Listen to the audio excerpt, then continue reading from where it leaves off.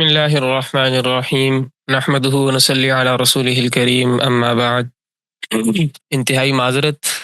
کچھ ضروری کاموں کی وجہ سے، کچھ ٹیسٹنگ کی وجہ سے آپ کی کلاس ذرا لیٹ شروع ہوئی۔ اب بلا تاخیر سبق شروع کرتے ہیں۔ آج کا ہمارا موضوع قربانی کے احکام ہے۔ سب سے پہلی بات یہ ہے کہ شریعت کی اصطلاح میں قربانی کس چیز کو کہتے ہیں؟ تو یقیناً ہم سب کو معلوم ہے کہ جو قربانی ہے وہ مخصوص جانور کو مخصوص وقت میں ثواب کی نیت سے ذبح کرنا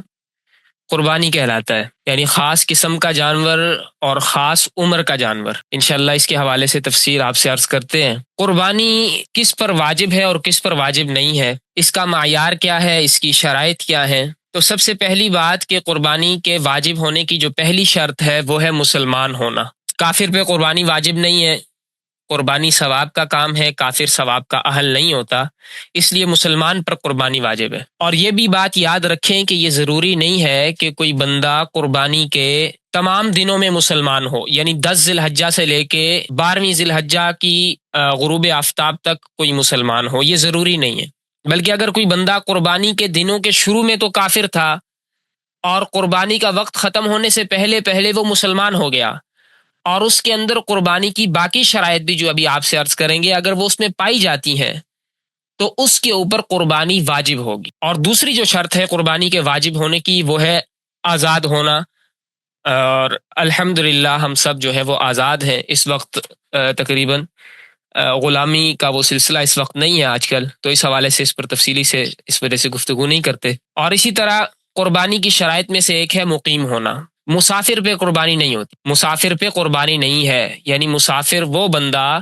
کہ جو اپنے مقام سے جو ہے 48 میل کی دوری پہ چلا گیا، 77.24 کلومیٹر، 77.24 کلومیٹر کے فاصلے پر چلا گیا، جس کو مسافر شرعی کہتے ہیں، تو اس مسافر پر پھر قربانی جو ہے وہ واجب نہیں ہوگی۔ ہاں اگر کر لے، نفلی قربانی کرنا چاہتا ہے تو پھر ٹھیک ہے۔ اور یہ مسئلہ بھی اس وقت ہے کہ جب کوئی بندہ قربانی کا جانور خریدنے سے پہلے مسافر بنا ہو، قربانی کا جانور خریدا، خریدنے کے بعد مسافر بنا، تو پھر اگر وہ مالدار ہے، صاحب نصاب ہے، تو اس پہ تو قربانی واجب نہیں ہوگی۔ لیکن اگر وہ صاحب نصاب نہیں ہے، اور اس کے حوالے سے انشاءاللہ ہم آپ سے تفصیل سے عرض کریں گے کہ اگر کوئی بندہ صاحب نصاب نہ ہو اور قربانی کی نیت سے قربانی کے دنوں میں اس نے جانور خرید لیا تو وہ عرفاً نظر کہلاتی ہے، اس کے لیے قربانی کے اس جانور کا قربان کرنا وہ ضروری ہو جاتا ہے۔ اللہ اکبر۔ اور اسی طرح اگر کوئی بندہ مسافر بنا لیکن قربانی کا وقت شروع ہونے کے بعد مسافر بنا اور وہ صاحب نصاب تھا، تو قربانی کا وقت شروع ہونے کے بعد یعنی 10 ذی الحجہ کی صبح صادق کے بعد وہ مسافر بنا تو اس پر بھی قربانی واجب ہے۔ اب چاہے پورے 3 دن وہ سفر میں گزارے لیکن قربانی اس پر کیا ہوگی؟ واجب ہوگی، کیونکہ اس وقت وہ مقیم تھا جب قربانی اس پر کیا ہے؟ واجب ہوئی ہے، تو وہ قربانی اس پہ واجب رہے گی۔ تو پہلی شرط مسلمان ہونا، دوسری آزاد ہونا، تیسرا مقیم ہونا، اور چوتھی شرط مالدار ہونا ہے، مالدار ہونا۔ اب مالدار ہونے کی کیا حد ہے، قربانی کا نصاب کیا ہے؟ تو مالدار ہونے کا مطلب یہ ہے کہ اس بندے کے پاس اتنا مال ہو کہ جس کی وجہ سے فطرانہ لازم ہوتا ہے، صدقہ فطر جس نصاب کی وجہ سے لازم ہوتا ہے، قربانی بھی اس پر جو ہے وہ اس نصاب کی وجہ سے لازم ہو جاتی ہے۔ زکوٰۃ اگر لازم ہے تو قربانی تو خواہ اس پہ لازم ہوگی۔ زکوٰۃ لازم نہیں ہے لیکن فطرانے والا نصاب اس کے پاس پایا جاتا ہے تو پھر بھی اس کے اوپر قربانی جو ہے وہ واجب ہوگی۔ اس کے حوالے سے مزید تفصیل انشاءاللہ آپ سے عرض کرتے ہیں۔ اللہ اکبر۔ تو مالدار پہ، اور مالدار کی یہ حد ہے، اس پہ قربانی جو ہے واجب ہے، کیونکہ حضور اقدس صلی اللہ تعالیٰ علیہ وآلہ وسلم نے ارشاد فرمایا من وجد منکم سعہ فلیضحی، کہ تم میں سے جو بھی سعہ گنجائش پائے تو وہ قربانی کرے۔ اور وہ گنجائش کی حد کیا ہے، یعنی کس کے ذمے یہ قربانی واجب ہے؟ وہ صاحب نصاب ہونا ہے۔ اللہ اکبر۔ اور یہ بھی یاد رکھیں کہ قربانی کی شرائط میں مرد ہونا شرط نہیں ہے۔ اگر کوئی عورت ہے اور وہ عورت صاحب نصاب ہے، وہ خاتون صاحب نصاب ہے، تو اس پر قربانی واجب ہوگی، وہ قربانی کرے گی۔ اگر عورت اور مرد، بیوی اور شوہر دونوں صاحب نصاب ہیں تو دونوں پر الگ الگ قربانی واجب ہوگی۔ اور یہ بھی یاد رکھیں کہ نابالغ پر قربانی واجب نہیں ہے۔ جو نابالغ ہے، بالغ ہونا یہ شرط نہیں ہے قربانی کی شرائط میں۔ اگر کوئی نابالغ ہے، نابالغ بچہ ہے، تو اس پر قربانی واجب نہیں ہے۔ اگر اس بچے کی ملکیت میں اتنا مال ہے کہ جو اگر وہ صاحب نصاب بھی بن رہا ہے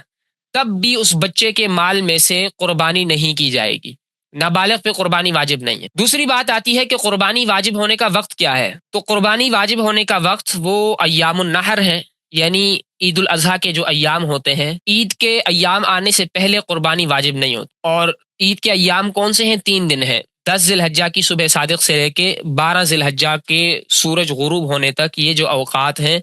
یہ قربانی کے ایام کہلاتے ہیں، اور یہ وقت جس کے اوپر آ جائے اور اس پہ قربانی واجب ہوتی ہو، ساری شرائط قربانی والی اس میں پائی جاتی ہوں، تو اس پر قربانی کرنا جو ہے وہ واجب ہوگا۔ اللہ اکبر۔ تو لہٰذا اگر کوئی بندہ قربانی کے شروع کے دنوں میں تو قربانی کا اہل نہیں تھا، قربانی اس پر واجب نہیں تھی، پھر بعد میں قربانی کے دنوں کے اندر اندر قربانی اس پر واجب ہو گئی، وہ قربانی کا اہل ہو گیا، تو اس کے اوپر قربانی واجب ہوگی۔ مثال کے طور پر کوئی بندہ کافر تھا، یا کوئی بندہ فقیر تھا، صاحب نصاب نہیں تھا، یا کوئی بندہ جو ہے مسافر تھا، اب کافر جو ہے وہ اسلام لے آیا، فقیر جو ہے وہ مالدار ہو گیا، مسافر جو تھا وہ مقیم ہو گیا، تو اب اس کے اوپر قربانی جو ہے وہ واجب ہو جائے گی۔ اور اگر کوئی بندہ قربانی کے شروع کے دنوں میں تو قربانی کا اہل تھا اور بعد میں اس کی اہلیت ختم ہو گئی، مثال کے طور پر مالدار تھا، غریب ہو گیا، کوئی بندہ مالدار تھا، غریب ہو گیا، تو اس پر بھی قربانی واجب نہیں ہوگی، یہ یاد رکھیں۔ مالدار بندہ تھا قربانی کے شروع کے دنوں میں، بعد میں غریب ہو گیا، تو اس پر قربانی واجب نہیں ہوگی۔ اور اگر کوئی بندہ فقیر تھا، صاحب نصاب نہیں تھا، اس کے اوپر قربانی جو ہے شروع کے دنوں میں، اب قربانی کے شروع کے دنوں میں وہ فقیر ہے، اب قربانی اس پر واجب نہیں تھی، اس نے قربانی کر لی، قربانی کا جانور قربان کر دیا، اور پھر قربانی کے دنوں کے اندر اندر وہ مالدار ہو گیا، اب اس پہ قربانی واجب ہوگی، تو اب اس کے ذمے قربانی دوبارہ کرنا یہ لازم ہوگا، کیونکہ پہلے جو اس نے قربانی کی ہے وہ نفلی قربانی کی ہے، وہ اس کے ذمے واجب نہیں تھی، یا قربانی کا جانور خریدنے کی وجہ سے اس نے وہ کیا ہے، لیکن خریدنے سے پہلے تو اس پہ واجب نہیں تھی، اب اس نے قربانی کر لی،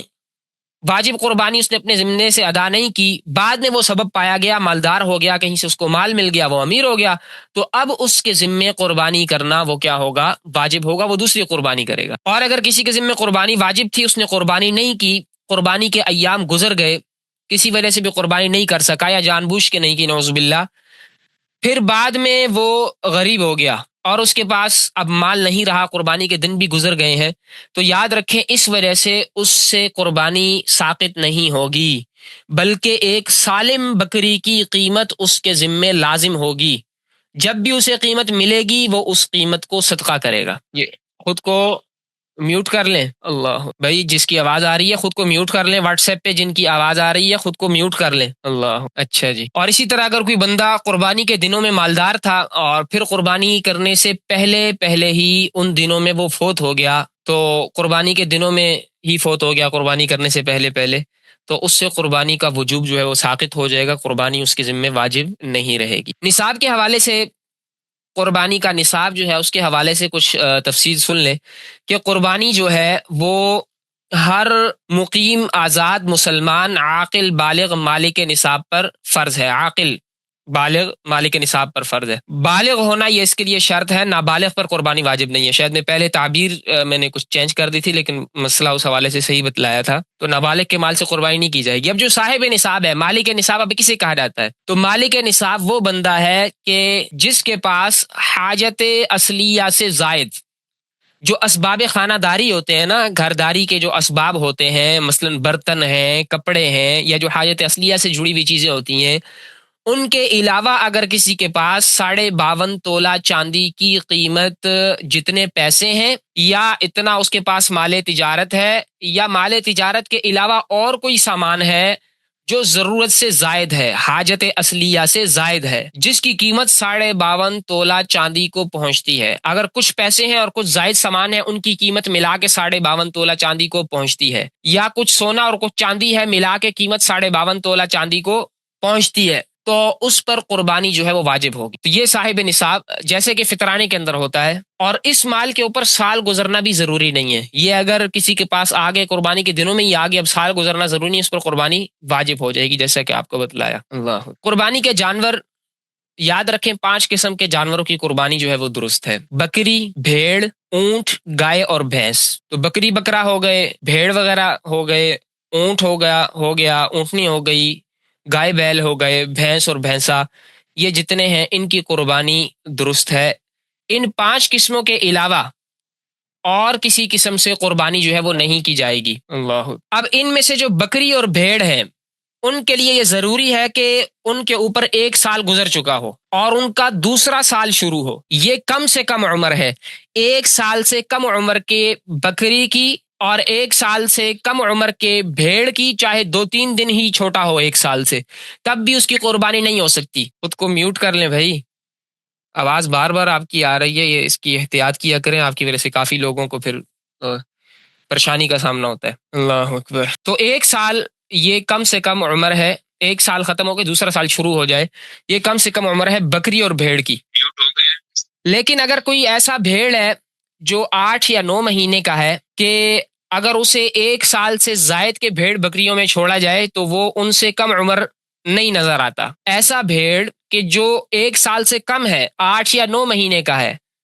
اور اسے 1 سال سے زائد کے بھیڑ بکریوں میں چھوڑا جاتا ہے تو وہ ان سے کم عمر نظر نہیں آتا، تو ایسے بھیڑ کی قربانی بھی درست ہے، وہ ان جیسا لگتا ہے 1 سال کے برابر۔ اور یہ مسئلہ صرف بھیڑ کے لیے، یاد رکھیں۔ آپ کے پاس 5 مہینے کا اگر بچہ ہے اور وہ بیلوں سے بھی بڑا لگتا ہے تو اس کی قربانی بھائی نہیں ہوگی، یہ صرف مسئلہ بھیڑ کے لیے ہے۔ اور اونٹ کے لیے جو کم سے کم عمر ہے وہ 5 سال پورے کر کے وہ 6 سال میں داخل ہو چکا ہو، اونٹ جو ہے۔ اور گائے اور بھینس میں کم سے کم عمر 2 سال ہے، 2 سال پورے کر لیں اور پھر وہ تیسرے سال میں چلے جائیں، تو 2 سال پورے ہوں گے تب جا کے ان کی قربانی جو ہے وہ درست ہوگی۔ اور اس حوالے سے یہ یاد رکھیں، یہ تفصیل اس بارے میں یاد رکھیں، بعض لوگ یہ دیکھتے ہیں کہ جانور دوندا ہے نہیں ہے، کیا نہیں ہے۔ وہ دوندا دیکھا جاتا ہے اس وجہ سے تاکہ اس کی عمر کا اندازہ لگایا جا سکے۔ اگر آپ کو کسی جانور کے بارے میں کنفرم یقین ہے، مثلا بکرا ہے، آپ کو اس کے بارے میں کنفرم پتا ہے کہ یہ 1 سال کا پورا ہو گیا ہے، آپ نے مثال کے طور پر خود اس کو پالا ہے یا آپ کے بھائی نے پالا ہے یا قریب کے کسی گھر میں، وہ آپ کے سامنے، آپ کو پتا ہے کب پیدا ہوا اور کتنی جو ہے اس کی عمر ہے، تو 1 سال اگر پورا وہ دوندا نہ بھی ہو تو آپ اس کی قربانی جو ہے وہ کر سکتے۔ صحیح ہے جی، اللہ اکبر۔ باقی اس کے حوالے سے مزید تفصیل آگے دانتوں کے حوالے سے آپ سے عرض کرتے ہیں۔ تو عمر ضروری ہے، دوندا ہونا نہ ہونا یہ ضروری نہیں ہے، لیکن بیوپاری چونکہ جھوٹ بول کر بھی جانور بیچ دیتے ہیں، فروخت کر دیتے ہیں، اس لیے علامت کے طور پر یہ چیز دیکھنی ضروری ہے، یہ بندہ وہاں پہ دیکھے۔ لیکن خود اگر پالا پوسا ہے تو پھر تو انسان کو کنفرم اس کے بارے میں پتا ہوتا ہے۔ لیکن یہ بھی ہو سکتا ہے کہ 1 سال سے پہلے بھی کوئی دوندا ہو جائے، یہ بھی تو ہو سکتا ہے، تو دانت نہیں، اصل عمر دیکھی جائے گی۔ لیکن عموماً دوندے وہی ہوتے ہیں جن کی عمر کیا ہو جائے، جب بکرے کی عمر پوری ہوگی تو پھر جا کے وہ اس نہج کو پہنچتا ہے۔ تو قربانی بکری، بھیڑ، اونٹ، گائے اور بھینس کی جا سکتی ہے، اور بکری اور بھیڑ میں کم سے کم 1 سال پورا کر کے دوسرے سال میں چلے جائیں، اور اونٹ جو ہے وہ 5 سال پورے کر کے 6 سال میں جائے، گائے اور بھینس یہ جو ہے 2 سال پورے کر کے تیسرے سال میں داخل ہو تو ان کی قربانی ہو سکتی ہے۔ اور قربانی کے علاوہ جو مسئلہ ہے، قربانی کے علاوہ عام طور پہ ذبح کرنے کا اور کھانے کا، تو وہ جتنی عمر کے بھی ہوں آپ ان کو ذبح کر کے کھا سکتے ہیں، اس کا کوئی مسئلہ نہیں ہے۔ یہ مسئلہ قربانی کے حوالے سے عرض کیا جا رہا ہے۔ عیب دار جانوروں کی طرف آتے ہیں، دیکھیں وہ کچھ عیب ایسے ہیں کہ جن کے ہوتے ہوئے قربانی جائز نہیں ہوتی، قربانی نہیں ہوگی۔ کچھ عیب ایسے ہیں کہ جن کے ہوتے ہوئے قربانی جو ہے وہ جائز ہے، ہو جائے گی۔ تو اس بارے میں یاد رکھیں کہ اگر کسی جانور کے پیدائشی سینگ ہی نہیں ہے،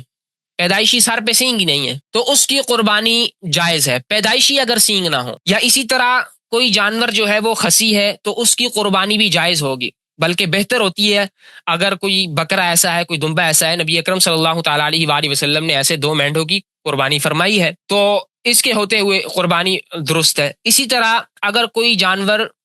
مجنون ہے تو اس کی قربانی بھی جائز ہوگی، جنون آ گیا، وہ پاگل ہو گیا جانور، قربانی جائز ہے۔ لیکن اگر اس کے اوپر جنون اتنا طاری ہو گیا کہ وہ جنون اسے چرنے سے بھی روک رہا ہے، وہ چارہ مارا نہیں چر سکتا، اس کی وجہ سے چرنے سے بھی جنون اس کو روک رہا ہے، تو پھر ایسے مجنون جانور کی قربانی جو ہے وہ جائز نہیں ہو، وگرنہ مجنون جانور کی قربانی جائز ہے اگر اس حد تک نہیں پہنچا۔ اسی طرح اگر کسی جانور کو خارش کی بیماری ہے اور وہ موٹا تازہ ہے تو اس کی قربانی بھی جائز ہے، اور اگر کمزور ہے اور اس کو خارج کی بیماری ہے تو پھر قربانی نہیں کر سکتے، قربانی جائز نہیں ہے۔ اور کچھ عیوب ایسے ہیں کہ جن کے ہوتے ہوئے قربانی جائز تو ہے لیکن اس کے اندر کراہت آ جاتی ہے، نہ کرنا جو ہے وہ بہتر ہے۔ تو جس جانور کی شرمگاہ جو ہے کٹی ہوئی ہے، وہ جفتی سے جو ہے وہ عاجز ہے، تو اس سے اس کی قربانی بھی جو ہے وہ جائز ہوگی لیکن کراہت ہوگی اس میں۔ اسی طرح وہ جانور جس کو کھانسی ہے اور اسی طرح بڑی عمر کی وجہ سے کوئی اگر ایسا جانور ہے جو بچہ نہیں جن سکتا، اور اسی طرح کوئی بکری جس کی زبان نہیں ہے، اور جس جانور کا لمبائی میں کان کٹا ہوا ہو، اور اسی طرح جس جانور کے کان میں سوراخ ہو، اور ایسے ہی وہ جانور جس کے کان کے شروع یا آخر سے کچھ حصہ کاٹ کے اسے لٹکتا ہوا چھوڑ دیا، اسی طرح بھینگا جانور، اور وہ جانور جس کی اون جو ہے وہ کاٹ دی گئی ہو، تو قربانی تو جائز ہے لیکن کراہت کے ساتھ جائز ہے، ٹھیک ہے۔ اور کچھ عیوب ایسے ہیں کہ جن کے ہوتے ہوئے قربانی بالکل جائز نہیں ہوتی۔ یہ یاد رکھیں، قربانی کے لیے تو انسان ایسا جانور خریدے کہ جو بالکل سالم ہو اور بہترین قسم کا جانور ہو، کیونکہ اللہ تبارک و تعالیٰ کے حضور جو ہے اسے قربان کیا جا رہا ہے۔ لیکن پھر بھی اگر کچھ عیوب آ جاتے ہیں یا اتنی استطاعت نہیں ہے کوئی اچھا جانور خریدنے کی، تو پھر یہ عیوب کی تفصیل آتی ہے۔ اول تو یہ چیزیں سامنے رکھی جائیں گی کہ بہترین جانور ہو، زبردست قسم کا تکڑا سا، ہر اعتبار سے کوئی بیماری وغیرہ اس کو نہ ہو، اللہ تبارک و تعالیٰ کے حضور جو ہے اس کو قربان کرنا ہے۔ لیکن یہ عیوب آتے ہیں، بہت سارے مسائل پھر اس کے ساتھ متعلق ہوتے ہیں، اور کچھ عیوب ایسے ہیں کہ جن کی وجہ سے قربانی جائز نہیں ہوتی۔ خصی کے حوالے سے بتا دیا، یہ پوچھ رہے ہیں کہ اس کی قربانی ہوتی ہے یا نہیں ہوتی۔ بالکل اس کی قربانی درست ہے، بلکہ خصی مینڈے کی قربانی خود نبی اکرم صلی اللہ تعالیٰ علیہ وسلم نے فرمائی ہے۔ کوئی جانور اگر اندھا ہے یا اسی طرح کوئی جانور کانا ہے، ایک آنکھ سے کانا ہے، تو اس کی قربانی جائز نہیں، ایسے جانور کی قربانی جائز نہیں ہے۔ اسی طرح اگر کوئی جانور اتنا کمزور ہے کہ اس کی ہڈیوں میں گودا ہی نہیں ہے، جانور کی ہڈیوں سے گودا ہی ختم ہو گیا، تو اس کی قربانی بھی جائز نہیں ہے۔ اسی طرح وہ لنگڑا جانور کہ جو خود چل کے قربان گاہ تک نہیں جا سکتا، قربانی کی جو جگہ ہے وہاں تک چل کے خود نہیں جا سکتا، ایسا لنگڑا ہے۔ لیکن اگر کوئی جانور ایسا ہے کہ لنگڑی ٹانگ کو زمین پہ رکھ کے اس سے کچھ سہارا چلنے میں لیتا ہے، زمین ٹانگ پہ رکھتا ہے، لنگڑی ٹانگ ہے لیکن اس سے سہارا لیتا ہے چلنے میں، تو ایسے جانور کی قربانی جو ہے وہ جائز ہوگی، درست ہوگی۔ اسی طرح کوئی جانور بہت زیادہ بیمار ہے کہ اس کی بیماری جو ہے بالکل واضح ہے، بہت زیادہ بیمار ہے، اسی طرح وہ جانور کے جس کے کان یا دم کا اکثر حصہ کٹ جائے، یعنی تیسرا حصہ جو ہے وہ، یا کان کا جو اکثر حصہ ہے وہ اگر کٹ گیا، تو ایسے جانور کی قربانی جو ہے وہ درست نہیں ہے۔ یا اگر کسی جانور کی آنکھ کی اکثر بینائی چلی گئی، زیادہ بینائی اس کی آنکھ کی، ایک آنکھ کی چلی گئی، تو یہ کیسے پتہ لگایا جائے گا اس کا کہ اس کی آنکھ کی ایک کی بینائی زیادہ چلی گئی ہے؟ تو ایک آنکھ بند کر کے اس کی صحیح والی آنکھ سے دیکھا جائے بھئی کہاں تک دیکھ سکتا ہے، تو اب وہ بتائے گا تو نہیں مجھے کہاں تک نظر آ رہا ہے، تو اس کے سامنے وہ دور سے گھاس سامنے کی جائے، بھوکا ہو وہ اور بھوک کی حالت میں گھاس سامنے کی جائے اس کے، اگر بھاگ کے اس کی طرف جا رہا ہے تو اس کا مطلب ہے اس کو نظر آ رہی ہے، تو یوں اس کی نظر کی حد معلوم کی جا سکتی ہے۔ پھر خراب آنکھ دیکھی جائے تو خراب آنکھ سے پھر یہ معلوم کیا جا سکتا ہے کہ بھائی اس کی کتنی نظر گئی ہوئی ہے۔ اگر نظر کا زیادہ حصہ چلا گیا تو اس کی آنکھ کی اگر اکثر بینائی چلی گئی تو پھر اس کی قربانی جو ہے وہ درست نہیں ہے۔ یا کوئی چکتی والا جانور ہے اور اس کی جو چکتی کا اکثر حصہ ہے وہ کٹ گیا، تو اس کی قربانی بھی جائز نہیں ہو۔ اور اگر کسی جانور کے دانت ہی نہیں ہے، ہاں اگر اکثر دانت باقی ہیں تو قربانی جائز ہوگی، لیکن اگر دانت ہی نہیں ہے تو پھر وہ بھی عیب دار جانور شمار ہوگا۔ اور اگر کسی کے پیدائشی ایک کان نہیں ہے یا دونوں کان نہیں ہے تب بھی اس کی قربانی نہیں ہو سکتی، لیکن اگر پیدائشی چھوٹا سا کان ایک ہے اس کا تو پھر قربانی جائز ہوگی۔ اور اگر کسی جانور کے تھن بالکل کٹ گئے یا بالکل خشک ہو گئے اور اس کی قربانی بھی نہیں ہو سکتی، اور وہ جانور جس کا علاج کرنے کی وجہ سے اس کا دودھ جو ہے وہ ختم ہو گیا، اور اسی طرح اگر پیدائشی کسی چکتی والے جانور کی چکتی نہیں ہے تو اس کی قربانی بھی نہیں ہو سکتی۔ ایسے ہی خنثی جانور، خنثی یعنی جو جس میں مرد اور عورت دونوں والی علامات ہوں، جو نہ مرد ہو نہ عورت، تو ایسا خنثی جانور اس کی بھی قربانی نہیں کی جا سکتی۔ اسی طرح وہ جانور جو صرف گندگی کھاتا رہتا ہے، تو ایسے جانور کو گندگی کھاتا رہتا ہے بہت زیادہ، تو اس کو پکڑ کے سائڈ پہ باندھ دیا جائے تاکہ اس کے گوشت سے جو ہے وہ اثر ختم ہو جائے، اس کو صحیح خوراک دی جائے، اگر بدبو وغیرہ دور ہوگی تو پھر اس کی قربانی جو ہے وہ درست ہو جائے گی۔ اللہ اکبر۔ کچھ اس حوالے سے متفرق مسائل وہ آپ سے عرض کر دیتے ہیں۔ دیکھیں جانوروں کی شرکت کا مسئلہ، جیسے جانوروں کے حوالے سے آپ کو تفصیل بتائی کہ بکری، بھیڑ، اونٹ، گائے اور بھینس، ان میں ان کی قربانی ہو سکتی ہے۔ تو بکری اور بھیڑ یہ تو ایک قربانی کے لیے کافی ہوں گی، ایک کی طرف سے، یہ زیادہ کی طرف سے کافی نہیں ہو سکتی ہیں۔ اگر باقیوں کو ثواب پہنچانا ہے، قربانی ایک کی طرف سے ہے تو پھر الگ بات ہے، لیکن واجب ایک قربانی، خود کو میوٹ کر لیں بھائی، واجب ایک قربانی وہ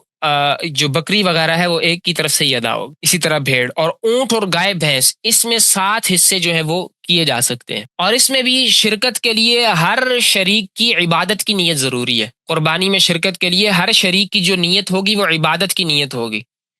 تو تمام شرکاء کے لیے ضروری ہے یا تو قربانی کی نیت کریں، یا جو ہے عقیقے کی نیت اگر کسی نے کر لی اور عقیقے کا جانور شامل کر لیا تو وہ بھی ٹھیک ہے۔ اگر کسی ایک شریک کی بھی نیت گوشت کی ہوگی تو پھر کسی کی بھی قربانی درست نہیں ہوگی۔ اور اس طرح یہ بھی یاد رکھیں کہ جانور خریدتے وقت جانور کے بدن پر، جسم پر جو چیزیں ہوتی ہیں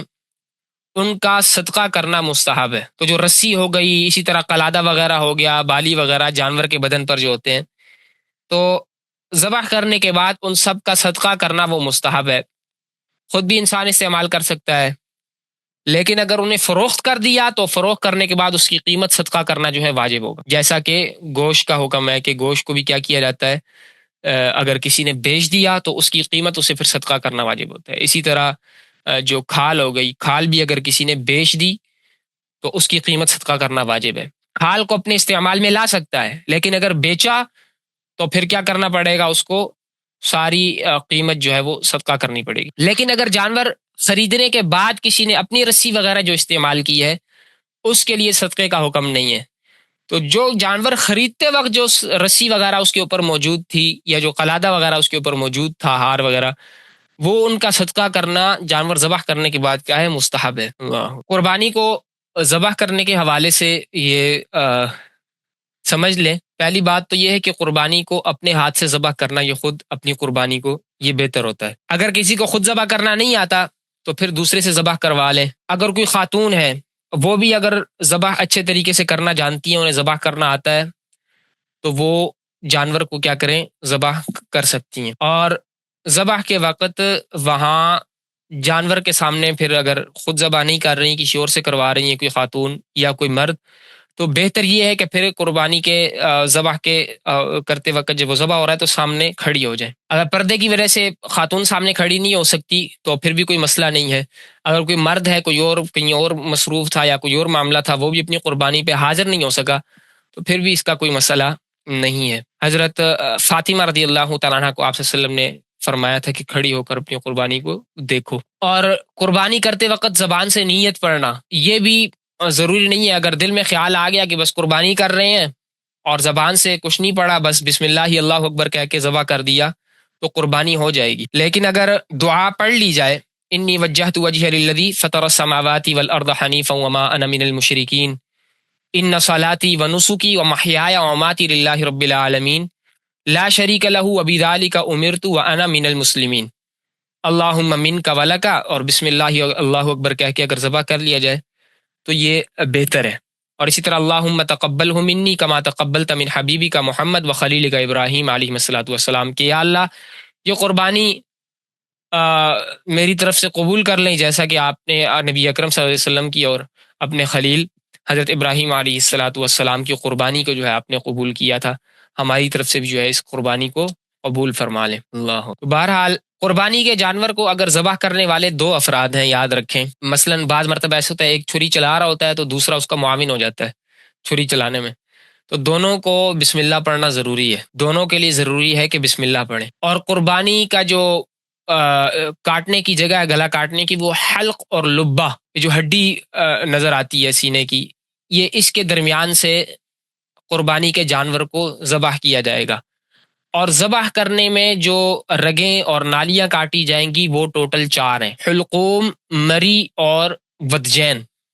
یہ 2 شاہرگیں خون کی نالیاں، جو یہ آس پاس 2 خون کی نالیاں ہوتی ہیں، سر کی طرف جا رہی ہوتی، 2 خون کی نالیاں ہو گئیں رگیں، اور ایک سانس کی نالی ہو گئی اور ایک خوراک کی نالی ہو گئی۔ تو یہ 4 رگیں اور یہ نالیاں یہ کاٹنا ضروری ہے یا ان چار میں سے اکثر کا کاٹنا ضروری ہے؟ یہ جب کٹ جائیں تو بس پھر جانور جو ہے اس کا خون نکل گیا، بس ٹھیک ہے۔ اب اس کو مزید جو ہے نا، بعض لوگ وہ ہڈی کے اوپر ایسے چھری رگڑ رہے ہوتے ہیں، ان کو تسلی نہیں ہوتی بھئی آپ نے جب یہ چاروں رگیں کاٹ دی تو اب پریشانی کا کوئی مسئلہ نہیں ہے، بس جانور جو ہے اس کی جب جان نکل جائے، ٹھنڈا ہو جائے، تو پھر اس کی کھال وغیرہ جو ہے وہ اتروائیں، وہ اتار لیں۔ مشین سے بالکل ذبح نہ کیا جائے۔ مشین کے حوالے سے یہ بہت سے مسائل بیرون ممالک میں لوگوں کو دیکھنے کو آتے ہیں، تو مشین سے بالکل بھی ذبح نہ کریں۔ مشین سے جو جانور ہے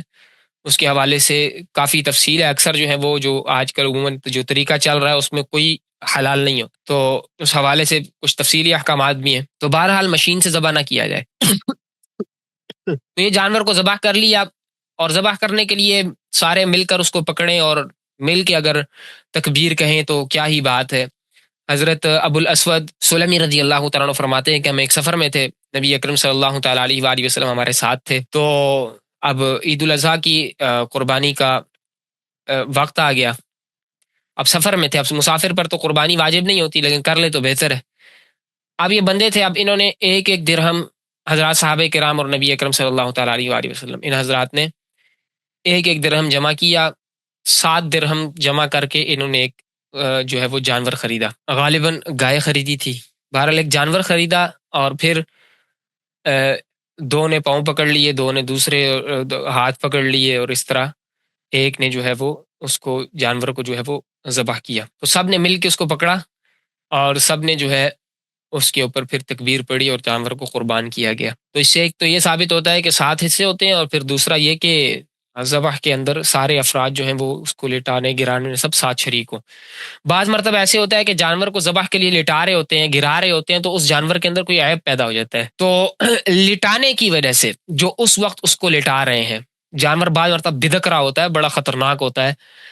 جیسے بڑے بڑے بیل ہوتے ہیں، جانور ہوتے ہیں، لوگ ان کو مل کے گرا رہے ہوتے ہیں، تو اب گراتے وقت اگر کوئی عیب پیدا ہو گیا، مثال کے طور پر کوئی ٹانگ ٹوٹ گئی اس کی، یا اس کی کوئی آنکھ پھوٹ گئی، یا اور کوئی مسئلہ پیدا ہو گیا لٹاتے وقت، تو یہ والے جو عیب ہیں یہ قربانی سے نہیں روکتے، ان عیوب کے ہوتے ہوئے قربانی کی جا سکتی ہے۔ تو اگر ایسے لٹا دیا جانور کو اور گرتے ہوئے اس کا کوئی عیب ہوا، کوئی ہڈی ٹوٹ گئی، تو کوئی مسئلہ نہیں ہے، چھری پھیریں اسے،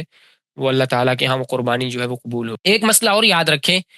کہ اگر اس گرانے کے عمل کے علاوہ اس جانور میں کوئی عیب پیدا ہو گیا،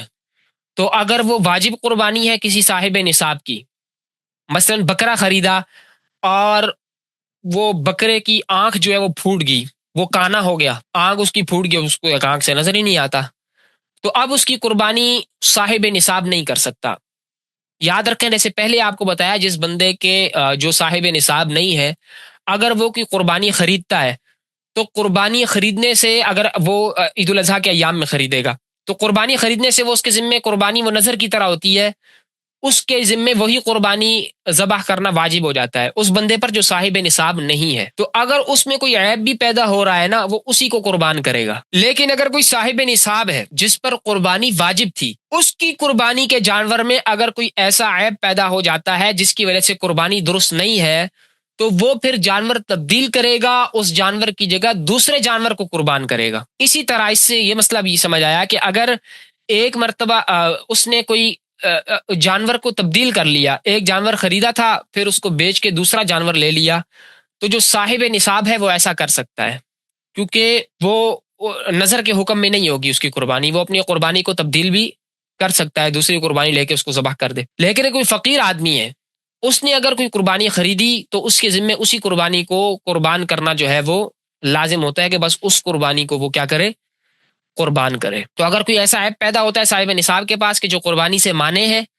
قربانی سے میں رکاوٹ بن رہا ہے، تو وہ دوسرے جانور کو کیا کرے گا، پھر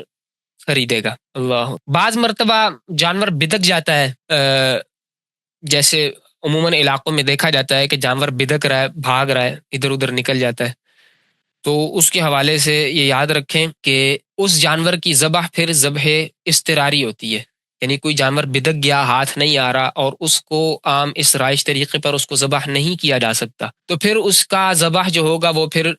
شکار کی طرح ہوگا۔ تو جیسے شکار جس طریقے سے حلال ہو جاتا ہے، مثال کے طور پر کوئی تیر چلا دے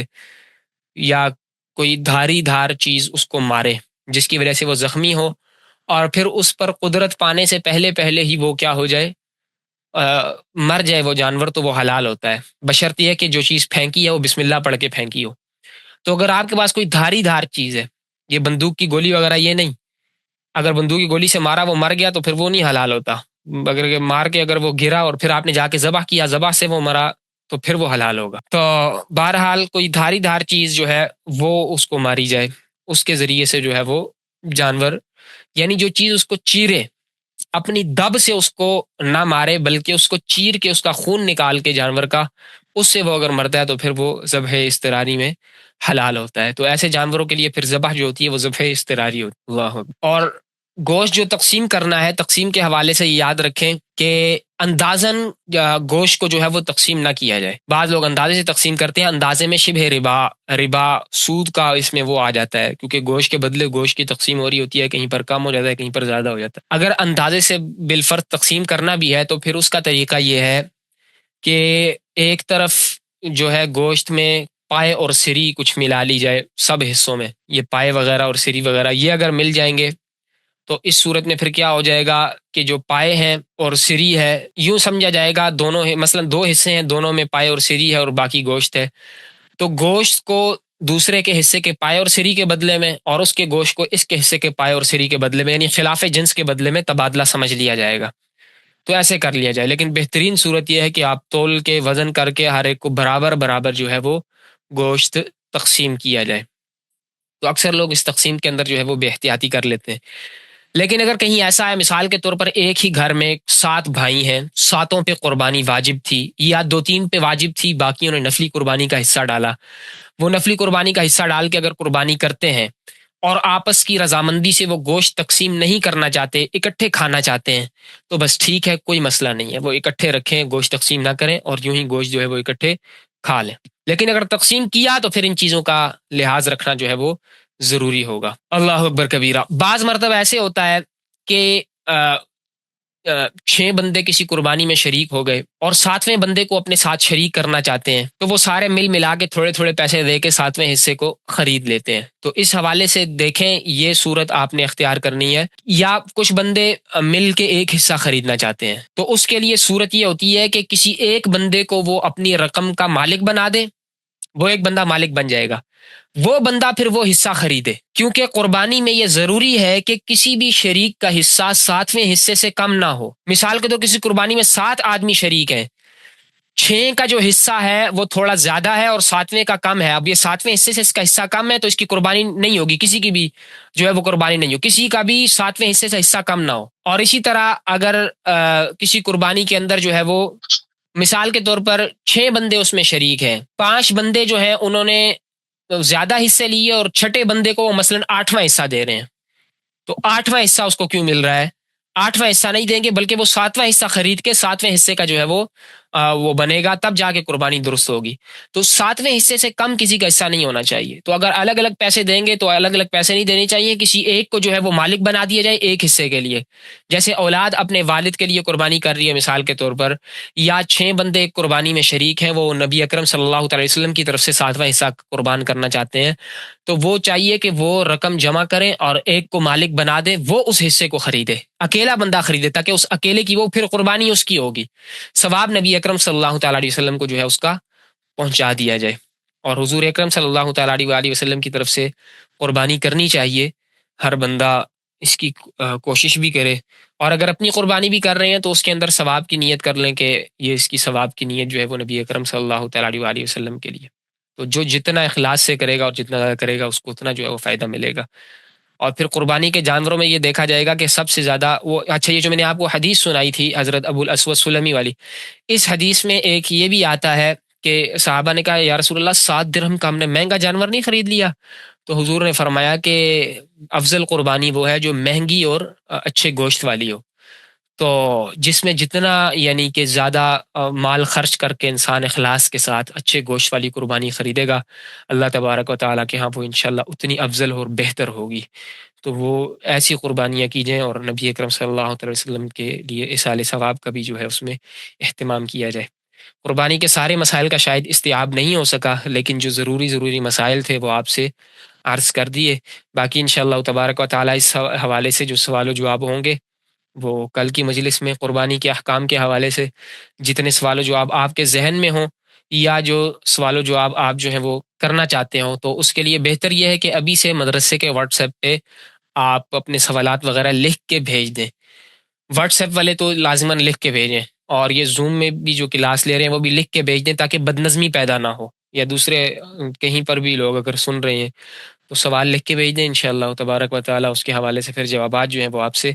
عرض کر دیے جائیں گے. یہ سب سے بہتر صورت ہے بدنظمی سے بچنے کے لیے. اللہ تبارک و تعالیٰ ہم سب کو عبادات مقبولہ کی توفیق نصیب فرمائے